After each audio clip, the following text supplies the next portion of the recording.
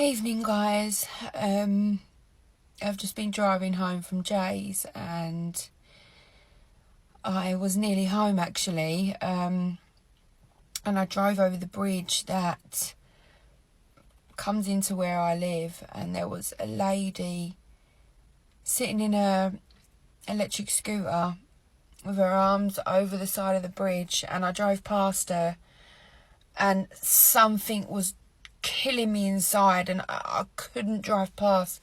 So I drove up the road and I done a U-turn, and I come back because I thought something is wrong. But you know when you just have that gut feeling, and I'm so glad I didn't drive past, because I pulled up to her and I said, "Are you alright?" And she didn't hear me. So I said, "Are you alright?" And she turned round. I thought it was a guy actually. She turned round and she went, "No, I've got suicidal thoughts." And it really fucking broke my heart. And I just want to do this video because I want you guys, if you see anyone that you feel something's off, or they might be not in a good place, or they look a bit lonely, or if you drive past somebody and you see someone at a bridge, please stop, because I might have saved their life tonight. And oh my God, and she lives around the corner to me.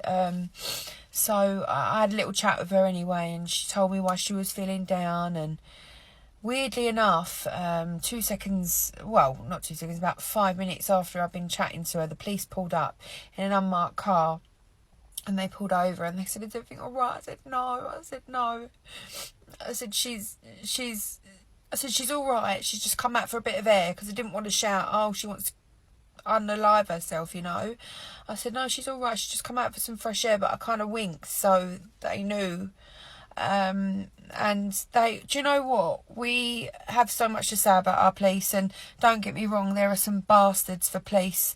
But these two men tonight, these coppers, thank God they came, because I couldn't get her in my car because she had a chair with her. And anyway, I took her number, and she told me that her hamsters weren't well and they were the only thing she had left. Her son had been taken away in care, and I said, "Right, I'll pay for your hamsters," because she said, "I ain't got enough money to go to the vets." I said, "I'll be paying for your hamsters." And I said, "And I'm going to take your number and I'm going to come over and see you for a coffee tomorrow."